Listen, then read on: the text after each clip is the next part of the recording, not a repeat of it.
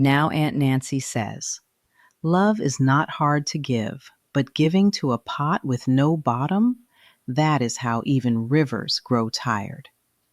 The woman, the one who followed the moon to a foreign land and took a husband as lesson, woke each morning with wonder still glittering in her eyes. She cooked meals spiced with laughter, stacked joy like warm bread on the table. She offered her stories, her dreams, her knowledge like gifts folded in gold cloth. She reached out her heart like a hand ungloved, soft, open, trusting. And the man smiled, yes, took, yes, enjoyed her glow like morning sun on his skin. But when she asked for tenderness, she received distraction. When she opened her palms for partnership, she was met with empty pockets of effort. He nodded to her wisdom without ever climbing to meet it. She noticed it first in small ways. When she spoke, his listening was shallow as dust on tile. When she asked a question, he answered with another. When she reached for intimacy, he blinked like a startled bird, then flew somewhere inside himself where she could not follow. But the heart, oh, the heart loves to hope. She poured anyway. She taught him how to speak love with action. She guided him through the language of bodies, gently, slowly, like pouring water from a calabash. She tended his health, his peace, his future, fed him knowledge like honey. She gathered herbs when his belly was sour, pressed warmth into oils for his tired muscles, shared premonitions and warnings like prayer. She funded the errands, the family, the obligations of the village as though abundance were endless, and still the pot remained empty. Sometimes, late in the evening when the compound walls hummed with night insects, she would sit alone while sweat rolled down her spine and ask the moon, is this love or labor disguised as devotion? The moon said nothing, but silence can be an answer. One day she watched him laugh with others, easily, freely, words blooming like hibiscus around them. Yet when she spoke of her needs, his responses came slow, delayed like thunder after lightning. It made her ache. Not because he was cruel, no. He was simply unequipped.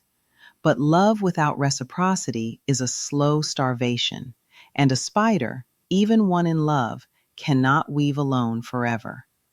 One night, after too many days of silence disguised as peace, she felt the weight of her ancestors settle like cloth over her shoulders. Not anger, clarity, not loss, remembering. She sat in the center of the home she built with her bare hands. Braided threads of spider silk thought through her fingers. She looked at the man, the one from her past life, and realized he was still a child waiting for a mother, not a partner rising to meet a queen. She loved him, yes, but love without fruit becomes labor. So she began to withhold, not from spite, but wisdom.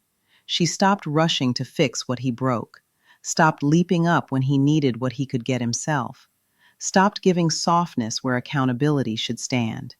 And the strangest thing happened. He felt her absence like winter.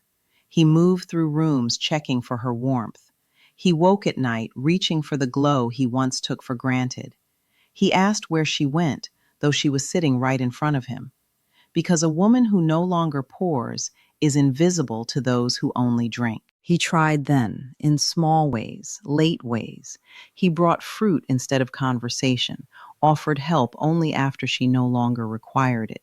He gave crumbs, thinking they were feasts, but crumbs do not fill a queen. So she placed her hands on her own heart, the one she had stretched to accommodate his lack, and whispered a truth even the moon could not deny. I am not made to starve where I feed. She gathered her gifts back into herself, not with spite, with ceremony.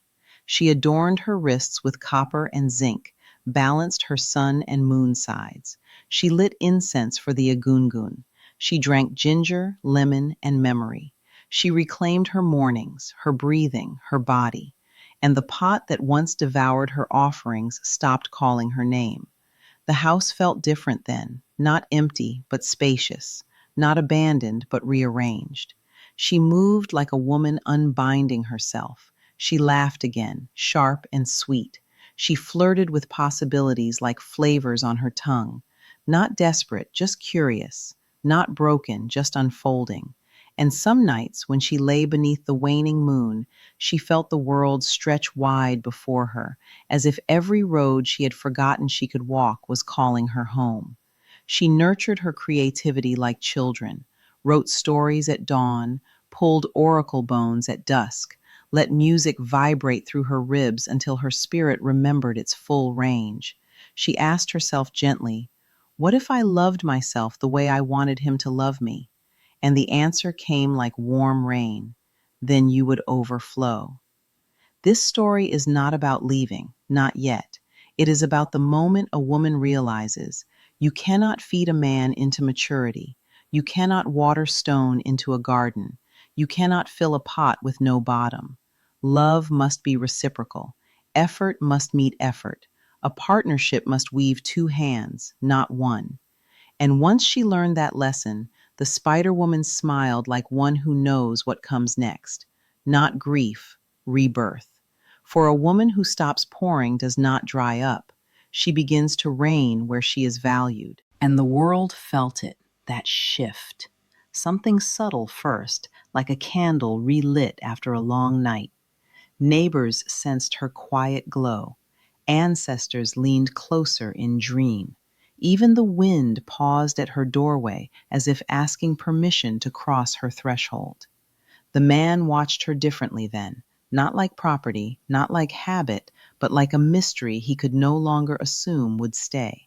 He offered help more quickly, stood in doorways with questions he once ignored, hovered as though afraid she might float away like incense smoke from morning prayer. But she no longer waited for recognition. She didn't beg for change, she embodied it. Her happiness no longer depended on his understanding. Her peace did not require his permission. And without the weight of proving herself, she grew light, not fragile, but luminous. For this is how a goddess transforms a lesson, not by shrinking to fit a home, but by expanding until the walls must either widen or she simply walks through them into a future built for her whole self.